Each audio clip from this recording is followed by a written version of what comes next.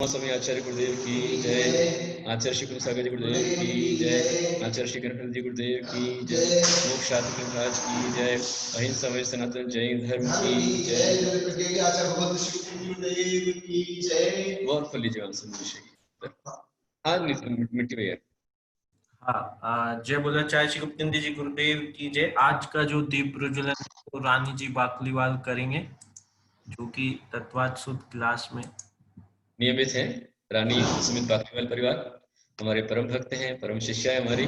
रोज class में attend भी करती है और अच्छे अच्छे प्रश्न भी करती है। रानी को बहुत अच्छा सारा आशीर्वाद, उनकी मम्मी को आशीर्वाद, संपूर्ण परिवार को मेरा आशीर्वाद, दोनों बच्चों के लिए आशीर्वाद। आइए करिए दीप प्रज्वलन आप लोग।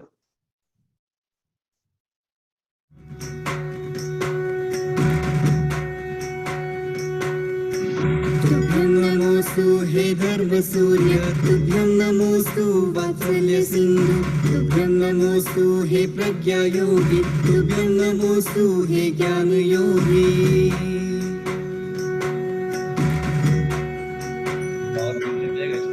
तुभ्यं नमोस्तु महाकवीश्वर, तुभ्यं नमोस्तु हे आर्षमार्गी, तुभ्यं नमोस्तु हे मोक्षमार्गी, तुभ्यं नमोस्तु गुरुभक्ति नंदी, तुभ्यं नमोस्तु गुरुभक्ति नंदी, तुभ्यं नमोस्तु गुरुभक्ति नंदी।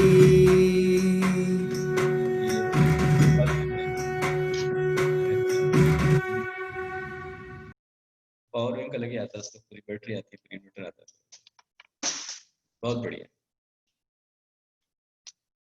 आज हटको औरंगाबाद से रानी सुमित बाकलीवाल परिवार ने दीप प्रज्वलन किया है। हमारा उनको बहुत सारा आशीर्वाद, ऐसे निरंतर आप स्वाध्याय करके ज्ञान लाभ देते रहे। सुमित के लिए, आपके पूरे परिवार के लिए मेरा बहुत सारा आशीर्वाद। चलते हैं मोक्ष शास्त्र की ओर। आप सभी को मेरी आवाज अच्छे से आ रही है ना? जी जी गुरुदेव, एकदम क्लियर है। अच्छा ठीक है।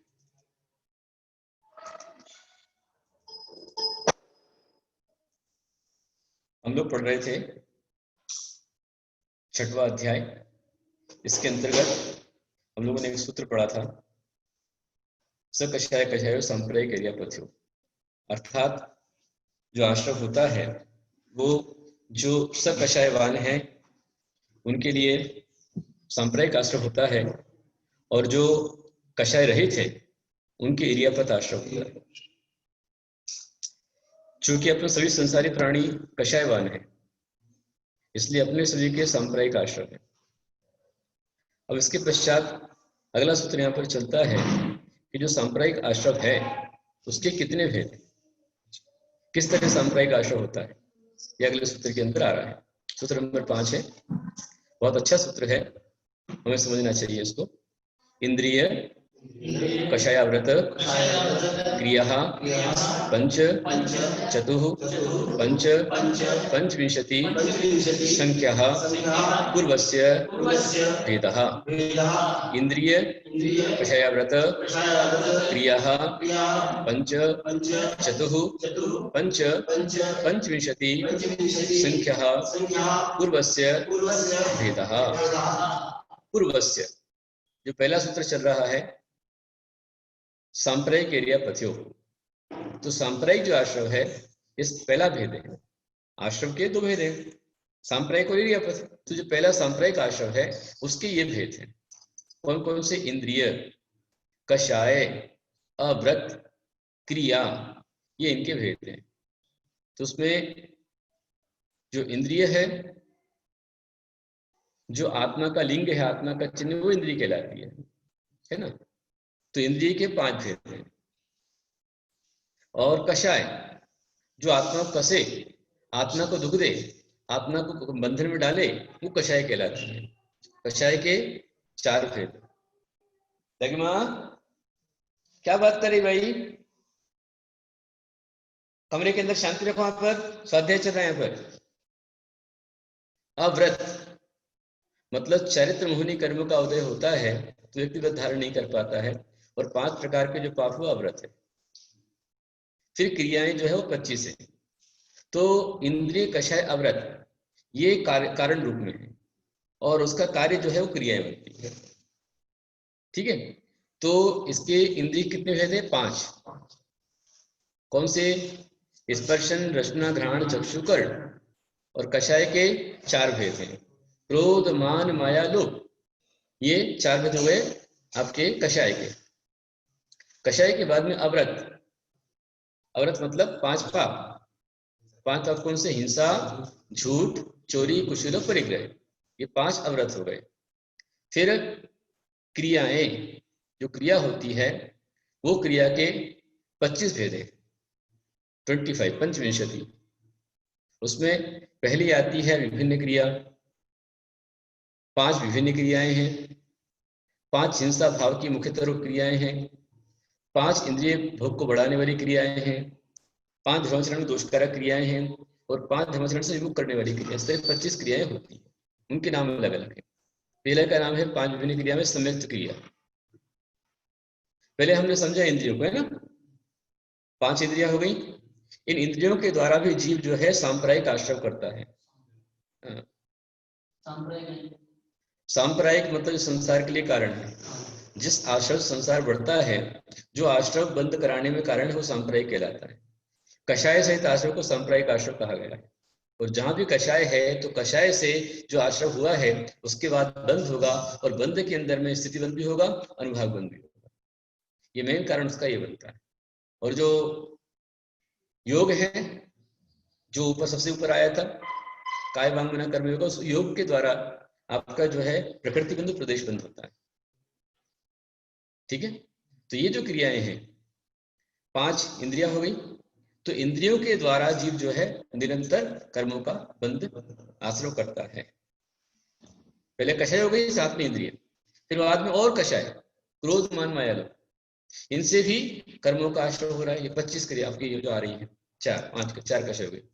इंद्रिय कषाय अव्रत, और अव्रत 5 है। हिंसा, झूठ, चोरी, कुशील, परिग्रह। तो ये 5 पाप भी कर्मों का आश्रय कराते हैं। हिंसा करोगे तो कर्मों का आश्रय होगा, झूठ बोलेंगे कर्मों का आश्रय होगा, चोरी करेंगे कर्मों का आश्रय होगा, कुशील सेवन करेंगे कर्मों का आश्रय होगा, और जितना परिग्रह इकट्ठा करेंगे उससे कर्मों का आश्रय होगा। तो ये इंद्रिय कषाय अव्रत ये बन गए कारण। और जो क्रिया है 25, वो इसका कार्य बन गए। वो कैसे होती क्रियाएं? उसमें पहली होती है सम्यक्त क्रिया, मतलब चैत्र, गुरु और शास्त्र की पूजा आदि रूप जो क्रियाएं हैं, सम्यक्त को बढ़ाने वाली क्रिया, और सम्यक्त क्रिया कहलाती है।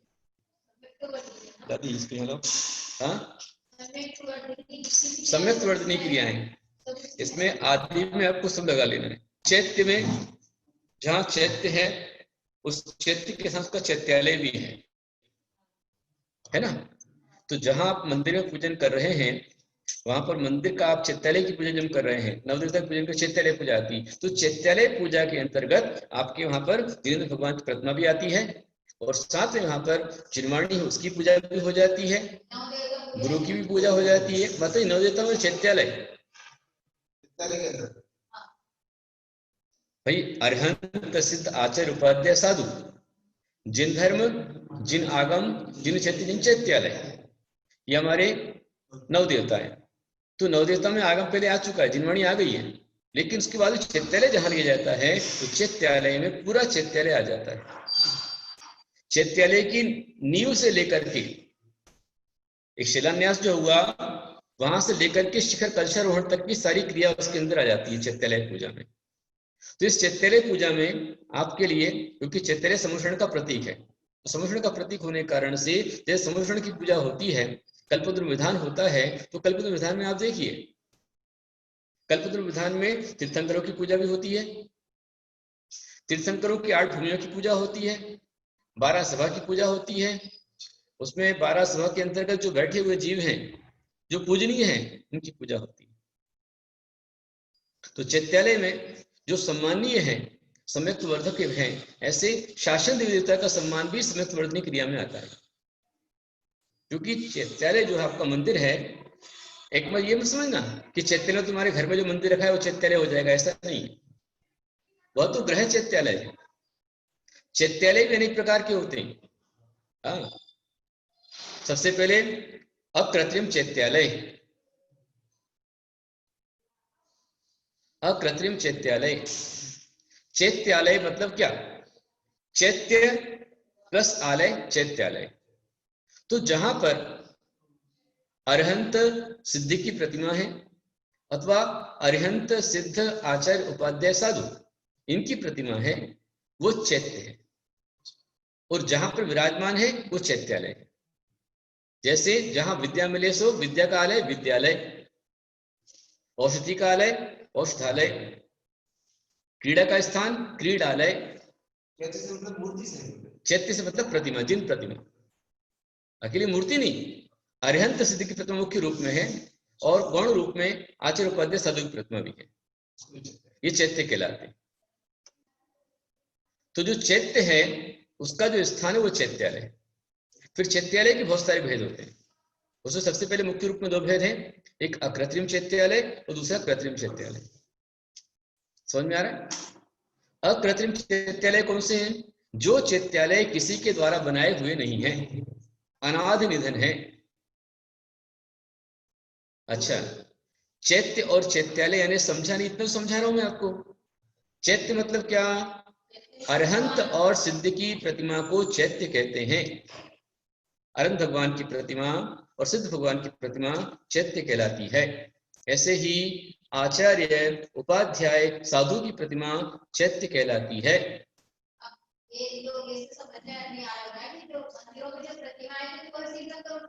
हाँ,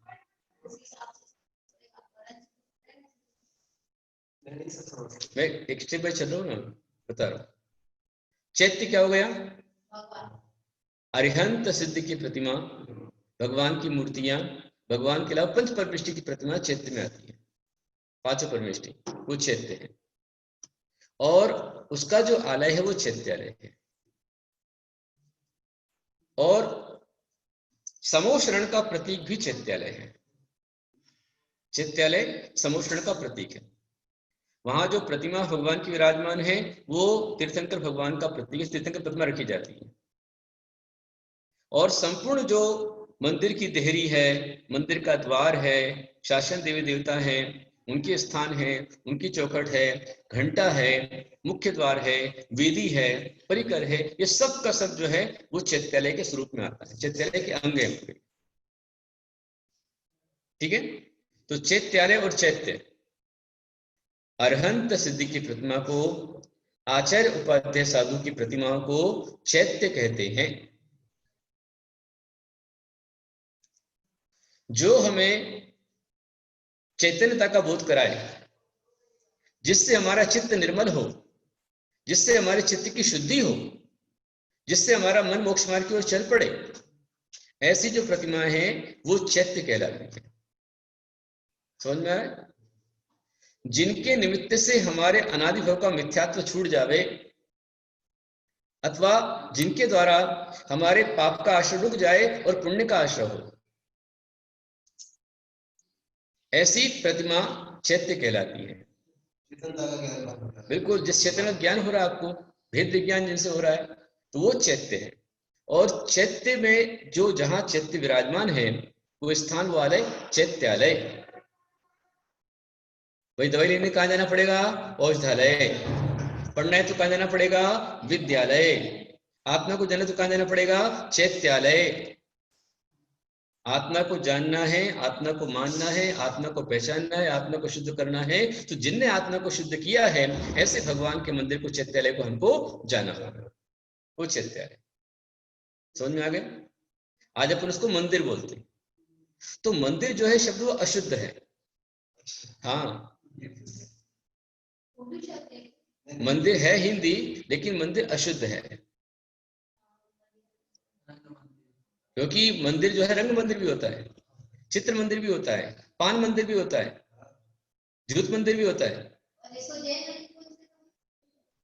लेकिन चैत्यालय जो कहा तो वो जिनेंद्र भगवान का मंदिर ही मुख्य रूप में हो गया।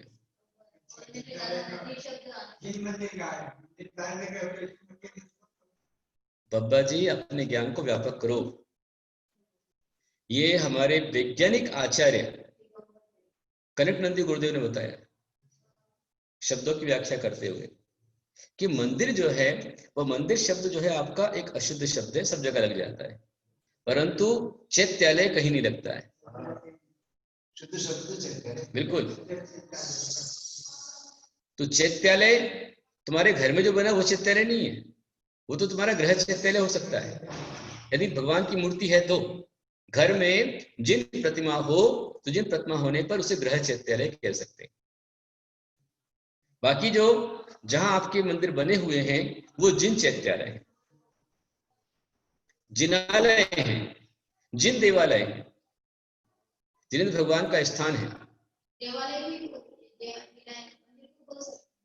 बिल्कुल बोल सकते हैं, जिन देवालय बोल सकते हैं, जिनालय, देवालय। जिन मंदिर भी बुरा नहीं है, चलेगा, लेकिन मंदिर सब जगह लग जाता है। मंदिर आपका जहां पर नाच रंग हो रहा है उसको रंग मंदिर कहते हैं, नाट्य मंदिर कहते हैं जहां पर नाटक होते हैं। जहां पर पान खाओ पान मंदिर बोलते हैं, बिल्कुल पान मंदिर, बिल्कुल। और जो जहां पर वेश्या रहती है उसको बोलते हैं रंग मंदिर कहते हैं। नव देवता में गृह चैत्यालय भी आता है। जहां पर भी जिनेंद्र भगवान विराजमान हैं, वो सारे चैत्यालय, चाहे वो घर में तुम्हारे विराजमान हो, चाहे जंगल में हो, चाहे तीर्थ में, चाहे किसी मंदिर में हो, अथवा भूगर्भ में रखे हो, सब चैत्यालय में आ जाएंगे। जहां पर भी जिन प्रतिमा विराजमान है उसका जो स्थान वो चैत्यालय।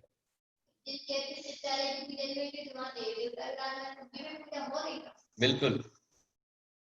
तो चैत्यालय, चैत्यालय मुख्य रूप में दो हैं, कृत्रिम और अकृत्रिम। अकृत्रिम कौन से? जिन्हें किसी ने बनाया नहीं है, जो अनादिकाल से हैं, स्वयं बने हुए हैं और अनंत काल तक रहने वाले, कभी मिटने वाले नहीं, वो अकृत्रिम चैत्यालय, किसी ने बनाए नहीं। दूसरे कृत्रिम चैत्यालय। तो कृत्रिम चैत्यालय बहुत सारे हो सकते हैं। हाँ, तो ये जो संख्या बताई गई है, हाँ, तो उसमें अकृत्रिम और कृत्रिम दोनों मिक्स करेंगे कि अकृत्रिम भी 8 कर सकते हैं? अकृत्रिम की संख्या है अधिकतर। अच्छा, कृत्रिम को फिर अलग रखेंगे? कृत्रिम उससे अलग है। कृत्रिम कम ज्यादा होते रहते हैं, लेकिन जो हमेशा त्रैकालिक रहने वाले, कभी नष्ट होने वाले नहीं है, उन्हीं चैत्यालय को लिया गया है। हाँ, उन्हीं को लिया गया। तो मैं आपको बता रहा था मुख्य रूप में कि चैत्यालय हमने जब शब्द कहा, तो चैत्यालय किसका प्रतीक है? समोषण का प्रतीक है। और जिन प्रतिमा तीर्थंकर भगवान की प्रतिमा है उसका प्रतीक है। घंटा उसमें दिव्य ध्वनि का प्रतीक है। और उसी स्थान पर जो देवी देवता की प्रतिमा है वो देवी देवता यक्षिणी का प्रतीक है। वहां जो 12 सभा लगती है उसमें यक्षिणी बैठते हैं, उन्हीं के रूप में उनकी स्थापना की जाती है।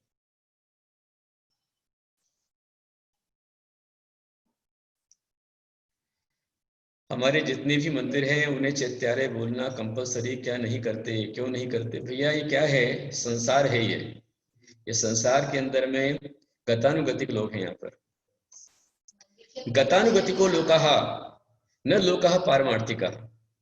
यहाँ पर भेड़ चाल चलती है, भीड़ चाल चलती है, पारमार्थिक लोग नहीं है। प्रत्यक्षम मार्यते सर्पो, जिंदा सांप को मारते हैं और गो महेश गोबर के सांप की पूजा करते हैं। वे अर्थ ही नहीं जानते। जैसे आप लोग अधिकतर जो है वो महाराज महाराज महाराज शब्द करते हैं, तो हमारे जैन शास्त्र में किसी भी आचार्य के लिए महाराज शब्द का प्रयोग नहीं हुआ है। जितने भी ग्रंथ आचार्य के लिखे हुए हैं उन आचार्य के ग्रंथों में आगे लिखा हुआ है कुंद कुंद आचार्य विरचित, श्रीमद कुंद कुंद आचार्य, श्रीमान लगाया उनको, श्रीमद रवि सेनाचार्य विरचित, जिन सेनाचार्य विरचित, उनमें कहीं 108 नहीं आया हुआ है। भगवान के आगे आप 1008 लगाते हैं, तो 1008 ये एक तरह से उनके लिए अवर्णवाद रूप में दोष रूप है। क्योंकि जो भगवान जिनेंद्र भगवान अनंत गुणों के धारी हैं, अनंत गुण जिनके अंदर है, वो 1008 क्यों लगा रहे हैं? लक्षण कब होते हैं? अनंत भगवान लक्षण होते हैं क्या? भगवान के जन्म के समय उनके शरीर में 1008 लक्षण होते हैं तीर्थंकर भगवान के। लेकिन वो लक्षण जैसे ही तीर्थंकर भगवान मुनि से अनंत अवस्था को प्राप्त करते हैं और दरिश पुनर्दरिश शरीर जब बनता है तो सब कुछ खत्म होकर एकमात्र अनंत अवस्था रह जाती है। वहां का लक्षण 1008 पता ही नहीं है हमको। गुण अनंत गुण होते हैं, 1008 गुण नहीं होते। नाम भी भगवान के 1008 भगवान के 108 नाम की स्तुति वहां पर की गई है, तो वो नाम जो है जन्म के समय की जाती है, और नाम उससे ज्यादा भी कर सकता है वो।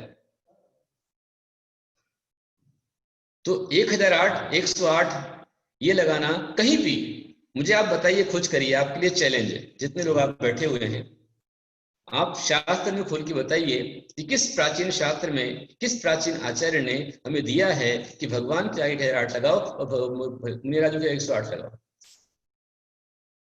कोई ग्रंथ लिखा, एक भी प्राचीन ग्रंथ प्राचीन आचार्य का मुझे लाके दिखलाइए। कुंद स्वामी ने कहीं ऐसा लिखा हो, पुष्पदंत भूताबली आचार्य ने लिखा हो, वीरसेन आचार्य ने लिखा, प्रामाणिक आचार्य जो होना चाहिए आज के लिए दे, उसका हमारे कोई मान्य नहीं। प्राचीन जो आर्ष परंपरा है, प्राचीन आचार्य हैं, उनने कहीं 108, 1008 का प्रयोग नहीं किया है। आप ग्रंथ उठा के देखो, आपके पास रखे होंगे जो प्राचीन ग्रंथ हैं, पद्म पुराण देख लो आप, उसमें लिखा है रवि श्रीणाचार्य विरचित। समयसार को आप देख लीजिए, समयसार में लिखा हो कुंद आचार्य विरचित लिखा हुआ, बस, और कुछ नहीं, 108 नहीं है। बल्कि होता यह है कि आप उससे अपने साधु की विडंबना कर रहे हैं।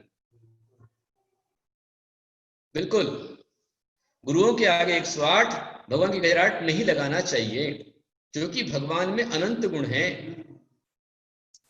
इसलिए कई वो वैष्णव लोग लिखते हैं अनंत श्री विभूषित। अब बताइए, जिस समय सर्वधर्म सम्मेलन चलता है, उस सम्मेलन में आपके दिगंबर जैन मुनि भी जाते हैं, दिगंबर जैनाचार्य जाते हैं, श्वेतांबर आचार्य भी आते हैं, और हिंदू पंडित महंत भी आते हैं। तो वहां पर क्या लिखा जाता है, आप लोग लिखवाते हैं 108 आचार्य गुप्तिनंदी, अथवा 108 आचार्य वर्धमान सागर विद्यासागर, 108 आचार्य विद्यासागर, आचार्य श्री 108 विद्यासागर जी महाराज, ठीक है, आपने तो 108 लगवाया। और जो श्वेतांबर आचार्य हैं, जो कपड़ेधारी हैं, दिन में 3-4 बार खाते हैं, पीते हैं, कपड़े पहनते हैं, केशलन भी साल में 2 बार करते हैं, ऐसे श्वेतांबर आचार्य के आगे लिखा जाता है 1008 श्रीमद ये वल्लभ महाराज। और जो पंडित पुजारी आए हैं, गंजेड़ी हैं, भंगेड़ी हैं, जिनके आचरण का ठिकाना नहीं है, गाड़ी मोटर एरोप्लेन घूमने वाले हैं, खूब महापरिग्रही है, उसके आगे लिखा जाता है 108 अनंत श्री भूषित श्री श्री महाराज। अब बताइए कि आप जो साधु संसार में सर्वश्रेष्ठ त्यागी है, दिन में 1 बार आहार पानी लेने वाले हैं, केशलोचन करने वाले हैं, सर्दी गर्मी बरसात के साधना करने वाले हैं, समता के धारी हैं, निष्परिग्रही हैं, जिनमें गुण ज्यादा हैं उनको आपने लगा दिया 108, और जिनमें गुण नहीं है और गुण ज्यादा उनमें 1008 और 108 लगाया आपने।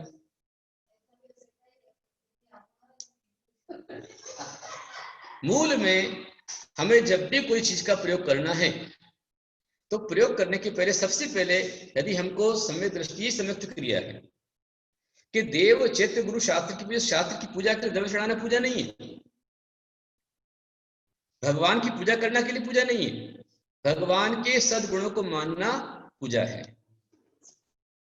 यही तो हम बता रहे हैं कि 108 1008 के लगाना जाए, ये कुप्रथा है, सुप्रथा नहीं है, ये मध्यकाल की प्रथा है।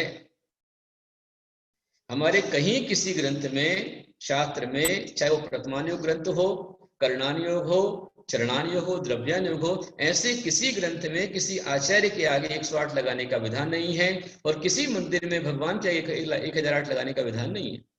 उदम पुराण पढ़ो, आप आदि पुराण पढ़ो, वहां पर लिखा है, वहां पर श्री आदिनाथ भगवान का मंदिर बनाया गया, आदिनाथ जिनालय था, शांतिनाथ का बड़ा चैत्यालय था, बड़ा जिनालय था, अकृत्रिम चैत्यालय है, वहां क्यों 1008 नहीं लगाया? वहां पर लगाना चाहिए उधर को, पर क्यों नहीं मिल रहा हमको वहां पर? क्योंकि नहीं है।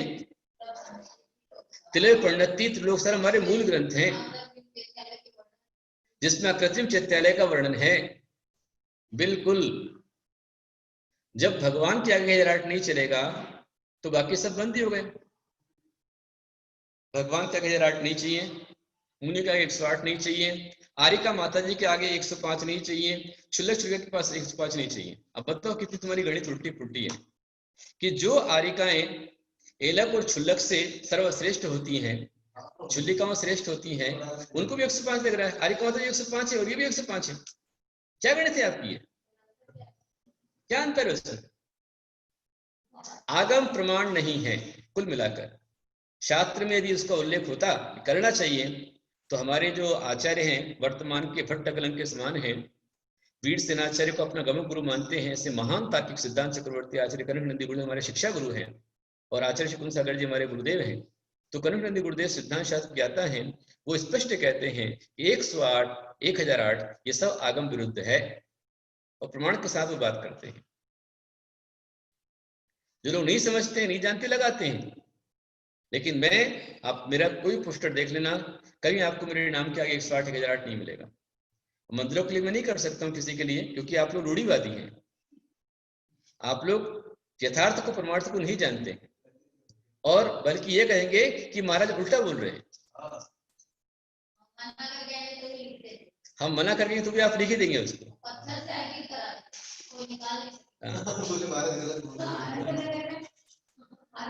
सोचो, आप विचार करो, सबको समझाता हूं, बतलाता हूं।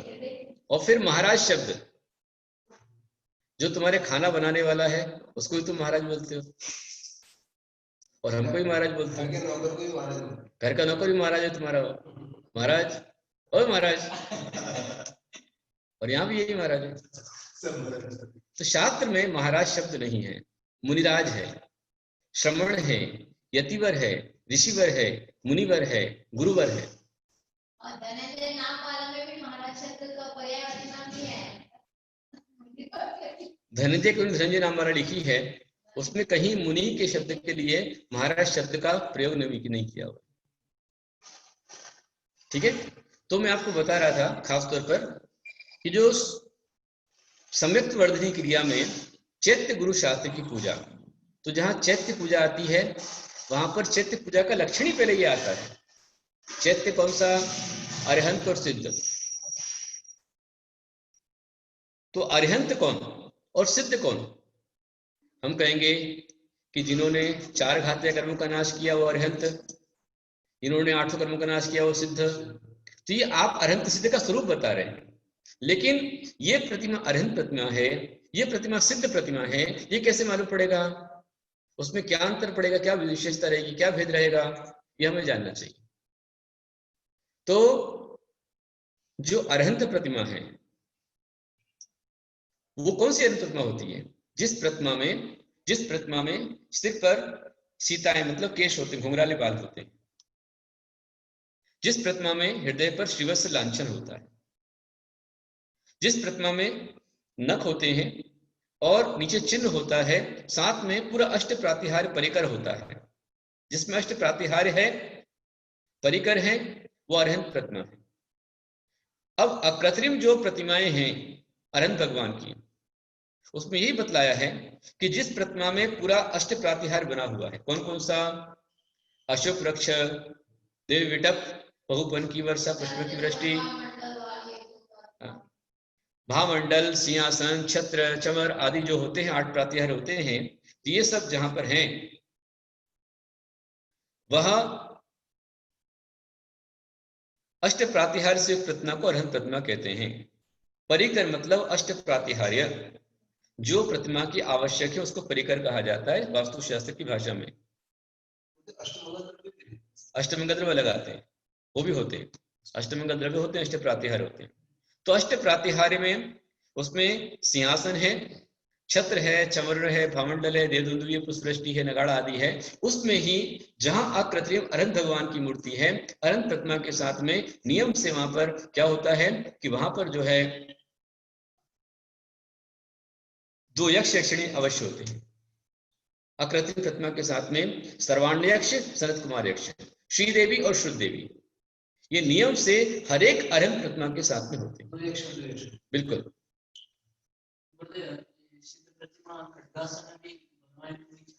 नहीं, दोनों चलता है, खड़गासन भी चलता है, पद्मासन भी चलता है, दोनों चलता है।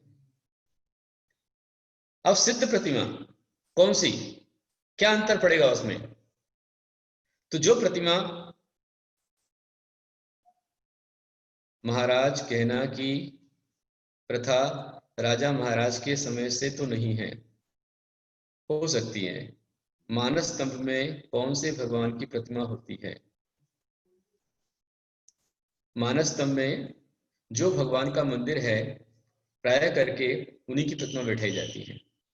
यदि मंदिर के मूल नायक आदिनाथ हैं तो आदिनाथ से आदिनाथ सामने रखे जाते हैं, और ऐसा नहीं है कि वही रहे, उसमें अन्य प्रतिमा भी जिन प्रतिमा हो सकती है, जिन प्रतिमा हो सकती है, इसमें कोई बाधा नहीं है इसमें।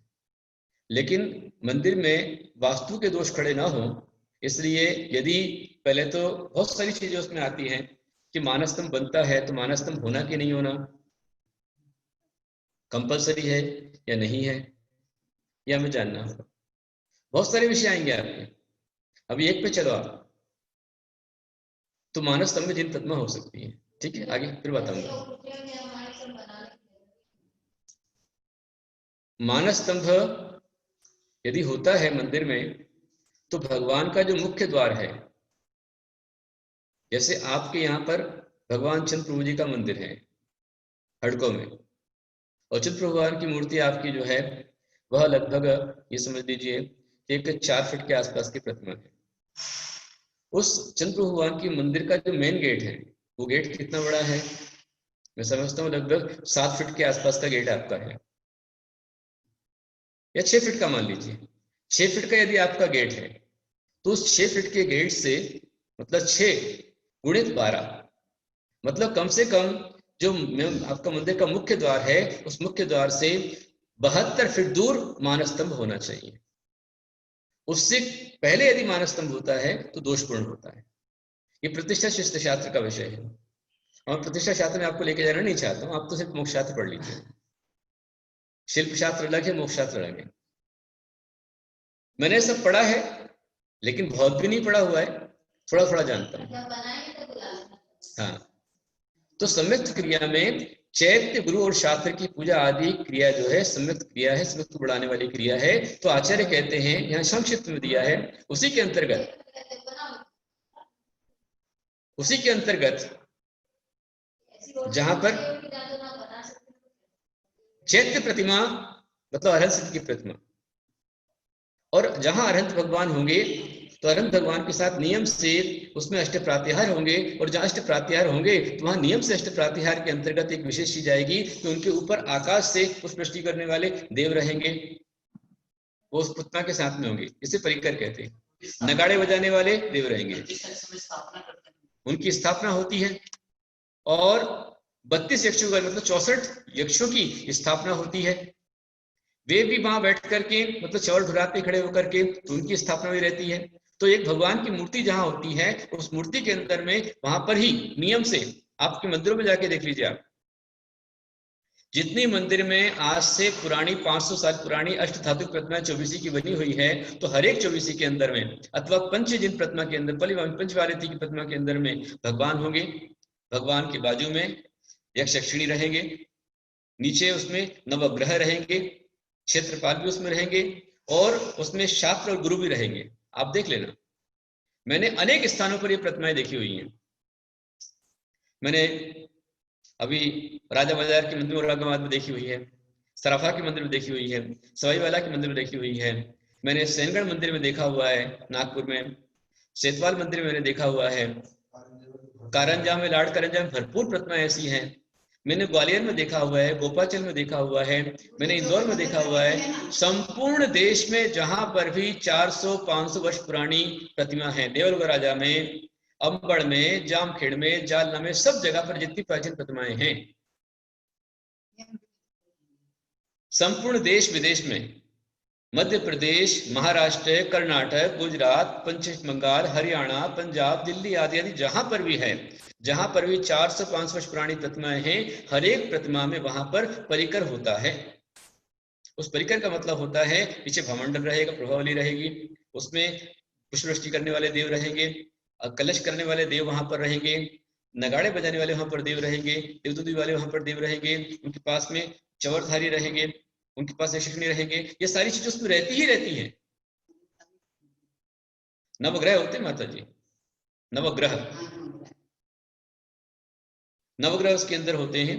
और देव शास्त्र गुरु मतलब जिनेन्द्र भगवान की मूर्ति होती है, और एक जिनवाणी भवानी होती है, और गुरु की चरण पादुका होती है, देव शास्त्र। और नीचे उसमें शावक शाविका भी बिठाए जाते हैं कई जगह पर। हाँ, देखा है हमने। परिकर के बगैर यदि लोग बना रहे हैं, हाँ, उसको कैसे चेक करें? वो प्रतिमा जो है अनंत प्रतिमा में नहीं आ रही हो, नहीं आएगी। बिल्कुल। कम से कम अष्ट प्रातिहार तो होने चाहिए। अष्ट प्रातिहार में चौड़ उड़ाने वाला चाहिए, सृष्टि करने वाला चाहिए, ये सब आएंगे।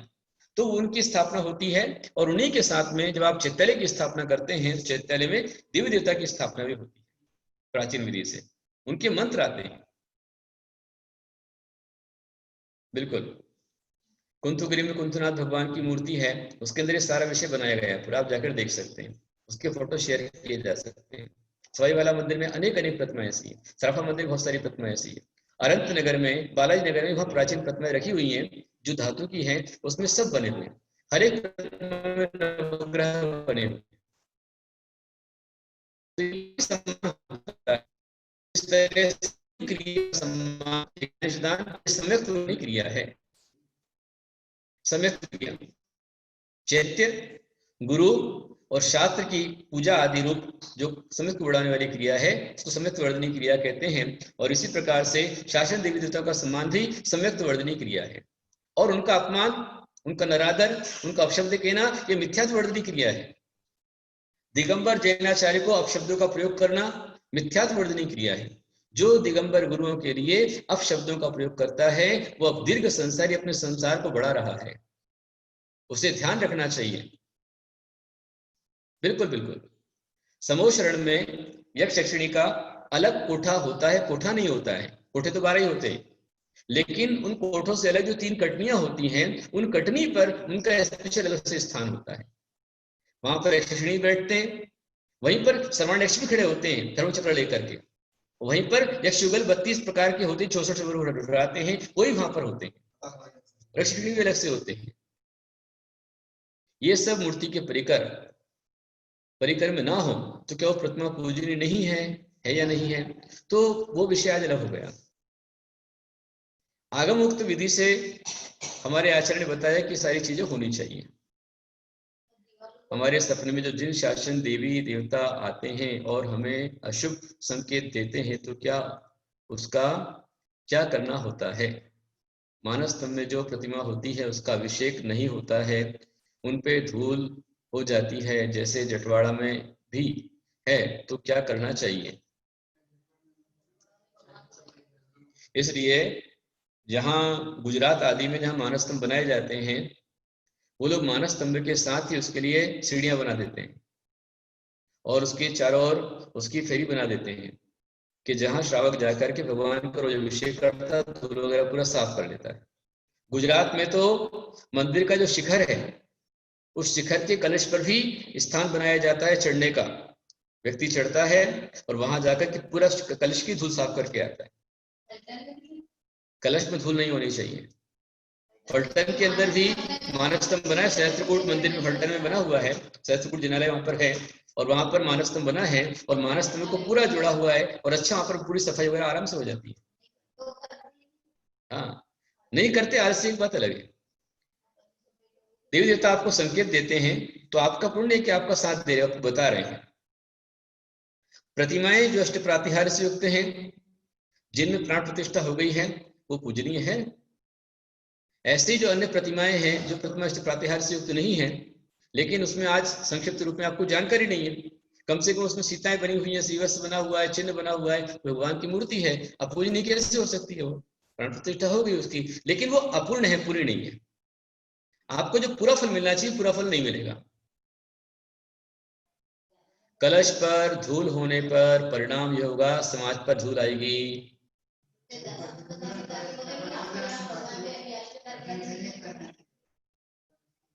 धूल साफ होती रहना चाहिए, ठीक है। और प्रतिमाएं, मैं आपको सिर्फ इतना बता रहा हूं कि अरहंत और सिद्ध में क्या अंतर है। तो जो प्रतिमा अष्ट प्रातिहार्य से युक्त है, केश है, नख है, चिन्ह है, वो अरहंत भगवान की प्रतिमा है। और जिसमें अष्ट प्रातिहार्य नहीं है, जिनके सिर पर ऐसे घुंघराले बाल नहीं बनाए गए हैं, जिनके श्रीवत्स लांछन नहीं है, जिनका चिन्ह नहीं है, लेकिन ठोस प्रतिमा है, वो सिद्ध प्रतिमा है। ठोस होना चाहिए। खोखला खाचा सिद्ध प्रतिमा नहीं है। खोखला खाचा सिद्ध प्रतिमा नहीं है। समझ में आ रहा है।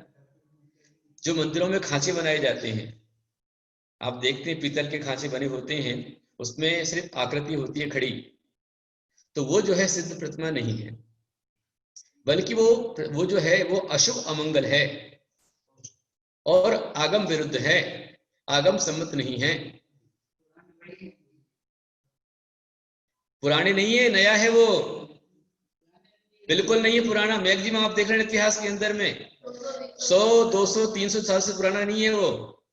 एक भी गर्भगृह से नीचे जब भूगर्भ से प्रतिमाएं निकली हैं, बताओ मुझे खांचा निकला कहीं से तो आपको? जहां प्रतिमाओं का उत्खनन होता है, मंदिर के मंदिर निकलते, मूर्तियां निकलती हैं, वहां कहीं पर भी आज तक खांचे नहीं निकले हुए। नई कल्पना है ये नई कल्पना है, ये मध्यकालीन कल्पना है, पंडितों की देन नहीं है कि भाई सिद्ध निराकार है, इसमें निराकार बना लो। आकार तो यही है ना, निराकार कैसा? बिल्कुल, बहुत जगह नहीं है, जिनको जानकारी नहीं वो रख रहे हैं, लेकिन आज संपूर्ण आचार्य और मुनि इसको बता रहे हैं। हमारे प्रतिष्ठा शिल्प में आता है, मूर्ति शिल्प में आता है कि यदि मूर्ति की आंख ना हो तो विराजमान करने वाला अंधा होगा, उसकी पीढ़ी अंधी हो जाएगी, उसके बहुत सारे परिणाम अशुभ हैं।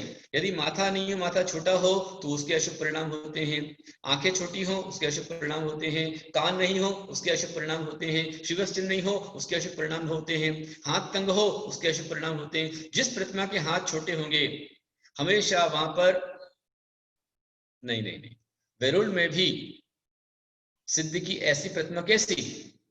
यदि आपको देखना है तो आप मूल बद्री में जाइए, आप शेडवन में जाइए, आप महितपुर में जाइए, आप श्रवणबेलगोला में जाइए, और भी जहां अनेक स्थान प्राचीन हैं वहां पर सिद्ध प्रतिमाएं अलग ठोस बनाई गई। स्फटिक की मूर्तियां जिनमें कोई चिन्ह नहीं होता है और सिर पर बाल नहीं होते हैं, वो प्रतिमा सिद्ध प्रतिमा की श्रेणी में आती है। कई जगह बनाई है, और दिल्ली में नहीं, सिर्फ आकार है ऐसा नहीं, अनाकार नहीं होना चाहिए, आकार होना चाहिए। दिल्ली में अनेक अनेक स्थानों पर गुप्ती सागर जी ने, अन्य साधुओं ने सिद्ध प्रतिमा की स्थापना कराई, जो अब करा रहे हैं, जबकि पहले सिद्ध प्रतिमा का इसी प्रकार का आकार था। ठोस होना चाहिए, क्योंकि एक भी अंग ना हो तो उसको स्थापना करने वाले पर दुष्परिणाम पड़ते हैं और वो खोखला हो जाता है। अब जहां मूर्ति में कुछ नहीं है तो उसमें क्या होगा? मेरा देखा हुआ है, मैंने 2001 में खंडवा में चतुर्मास किया था, और यही मेरी क्लास सुबह 7 बजे चलती थी, सम्यक दिनचर्या। उसमें मैंने बताया था कि प्रतिमा सिद्ध ठोस होनी चाहिए, खोखली नहीं होना चाहिए। खोखली जो प्रतिमा स्थापित करता खोखला हो जाता है। तो मेरे पास वहां पर ही जिन्हें सिद्ध प्रतिमा स्थापना खोखला खांचा स्थापना कराई थी, मेरे पास में आए थे गेंदालाल जी गंगवाल, और उन्होंने मुझसे कहा, गुरुदेव आपने जो कहा बिल्कुल सही कहा है। बोले मैं पहले, मेरे अच्छी कपास की जिनिंग फैक्ट्री थी मेरी, संपन्न सुखिता में, और जब मैंने ये खोखला खांचा मैंने स्थापित कराया है सिद्ध प्रतिमा का, तब से लेकर के मैं पूरा खोखला होता गया। फैक्ट्री बंद हो गई, दूसरे क्या मुनि भी कर रहे हैं, अब तो है कि नहीं मुझे पता नहीं। घासपुरा मंदिर के पास घर उनका। उन्हें कहा क्या करूं? मैंने कहा अभी पंचकरण होने वाला है, आप तुरंत नई सिद्ध प्रतिमा, ठोस प्रतिमा विराजमान करो। उन्होंने ठोस प्रतिमा विराजमान की, उसकी प्रतिष्ठा करा की स्थापना की, और जो खांचा था उसको लाल कपड़े में बांध करके विसर्जन करके उसको नर्मदा जी के अंदर प्रवाहित कर दिया।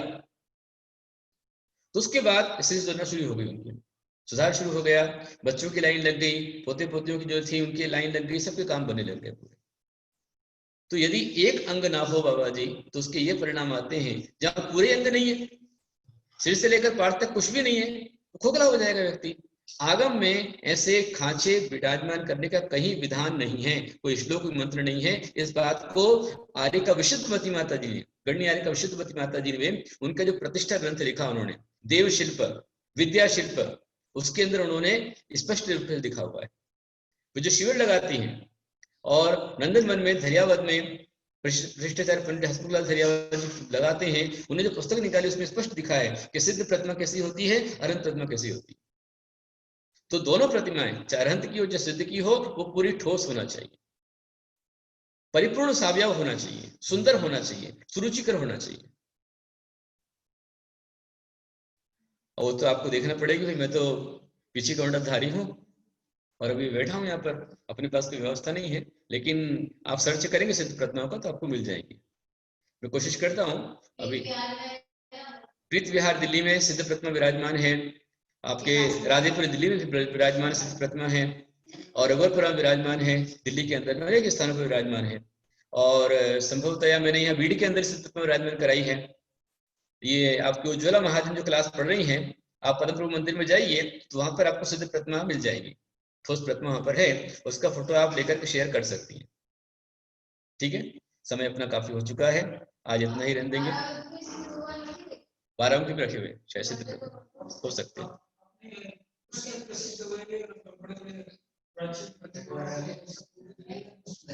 हाँ हाँ वही ना,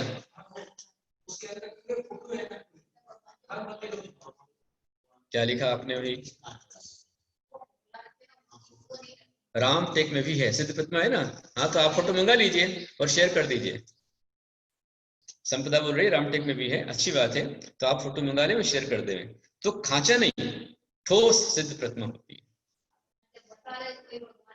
हाँ, तो इस तरह दो अंतर पड़ते हैं। तो इसमें परिकर है, अष्ट प्रातिहार है, वो आरंभ प्रतिमा है। इसमें अष्ट प्रातिहार नहीं है, परिकर नहीं है, चिन्ह नहीं है, वो सिद्ध प्रतिमा है। और ऐसे सिद्धों की मूर्तियां हमें विराजमान करने पर लाभ मिलता है, चैत्यों की भक्ति करने पर भी लाभ मिलता है। दूध ना हो तो पानी से दूध अभिषेक बुलाकर अभिषेक कर सकते हैं क्या? बताइए आप दुकानदार से कहना कि भाई पैसे नहीं है, तू भाव कर ले कि मैं तेरे को पैसे दे दिए, और सामान मेरे को दे देगा वो आपको सोने का हार लेना है, तो सोने के हार के लिए आप बोलो कि भाई मेरे पास पैसे नहीं, तू भाव कर ले, मैंने कागज दिया है, और कागज में तू नोट की स्थापना कर ले और स्थापना करके मुझे सोना दे दे। हो सकता है क्या? नहीं।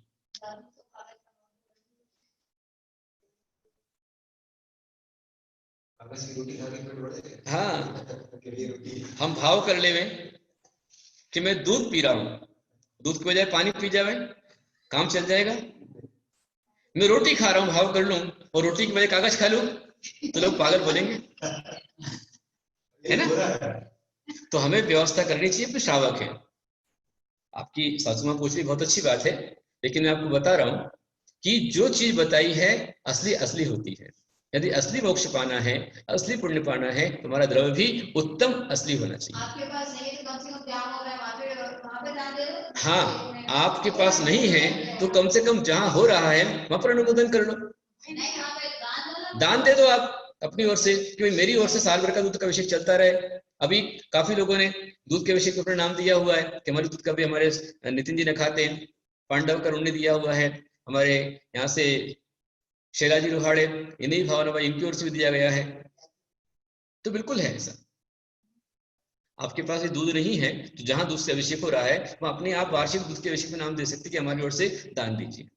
अभी हमारे औरंगाबाद से मनीष महेंद्र सोनी परिवार है, वो यहाँ पर नहीं आ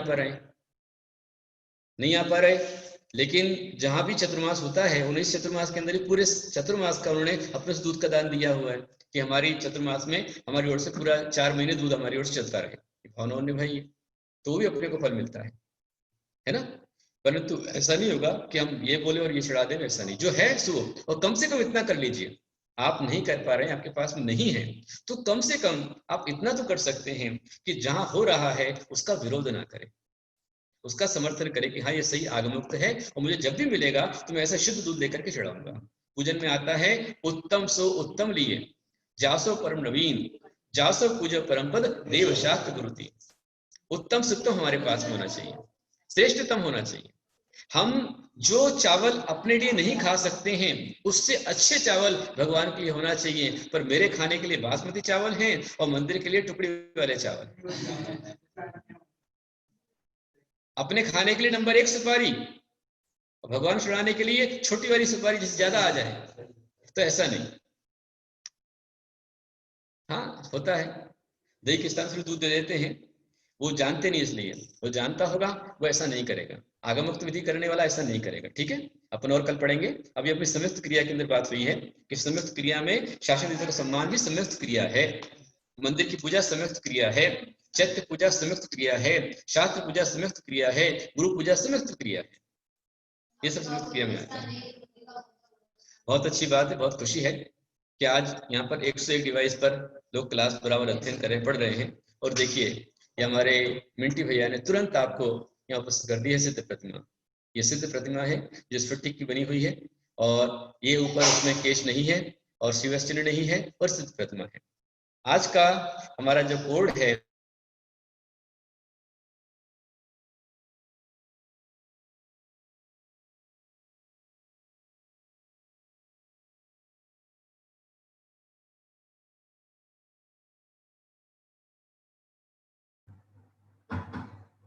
नमस्ते गुरुदेव। गुरुदेव आपकी आवाज नहीं आ रही।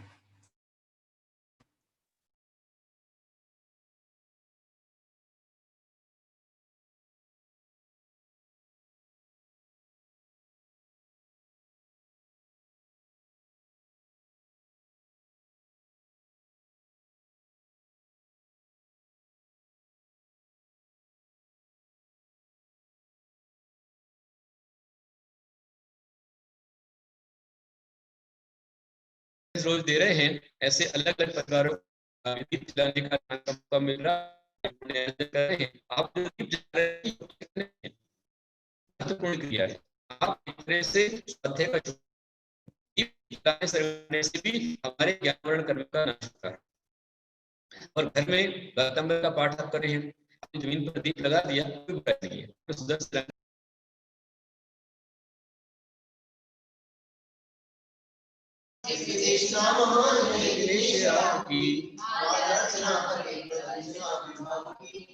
अर्चना हरे प्रवचना विभाव की।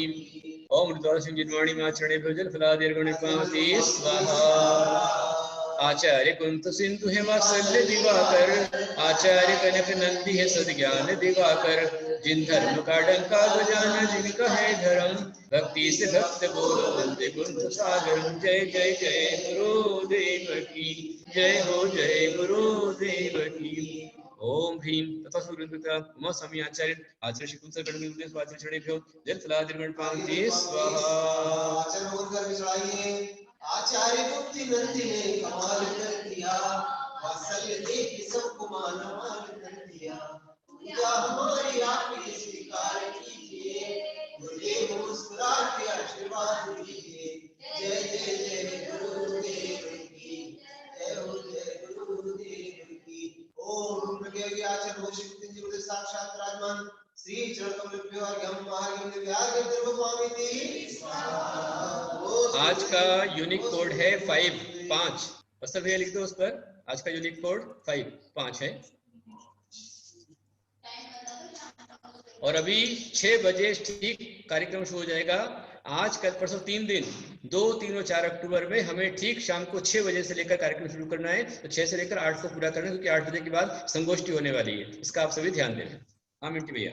जय बोला आचार्य श्री गुप्तनंदी जी गुरुदेव की जय। इसी आईडी पे हम लोग फिर से 1 घंटे बाद 6 बजे मिलेंगे। और उसके बाद आज 8 बजे गुरुदेव का एक वेबिनार जो कि अहिंसक के ऊपर होने वाला है। जैसे कि आज गांधी जयंती है तो उसमें भी आपको सुनना है। उसमें बहुत बड़े बड़े साइंटिस्ट रहेंगे यूनिवर्सिटीज के, उनके बीच में गुरुदेव का उद्बोधन होने वाला है। तो मेरी आप सबसे आग्रह, जो रोज तत्वात सूत्र में होते हैं वो लोग सबसे ये मैसेज शेयर करें। उसका पोस्टर और उसका लिंक ग्रुप में आ चुका है, तो सबके साथ शेयर करें और आप लोग भी उसमें प्रेजेंट रहे, क्योंकि उसमें बहुत अच्छी अच्छी बातें गुरुदेव भी बताने वाले और जो साइंटिस्ट आएंगे वो सब भी बताने वाले। 3 दिन का ऐसे ये प्रोग्राम रहने वाला है, लेकिन गुरुदेव ही वो प्रोग्राम में पहला उद्बोधन गुरुदेव का ही होने वाला है। तो आप सबसे रिक्वेस्ट है, आप सब लोग उसमें भी 8 बजे प्रेजेंट रहिएगा। ठीक उसी आईडी पे 6 बजे पहले भक्तांबर पाठ, इसी आईडी पे भक्तांबर पाठ और आरती संपन्न होगी। फिर 8 बजे से वो प्रोग्राम शुरू होगा। और अभी मैं आप सबके माइक अनम्यूट कर रहा हूँ। आप गुरुदेव को नमोस्तु बोलकर पुण्य अर्जन करें। नमस्ते गुरुदेव। नमस्ते गुरुदेव। नमस्ते गुरुदेव। नमस्ते जय बोलो आचार्य श्री गुरुदेव गुरुदेव। कुछ ना है।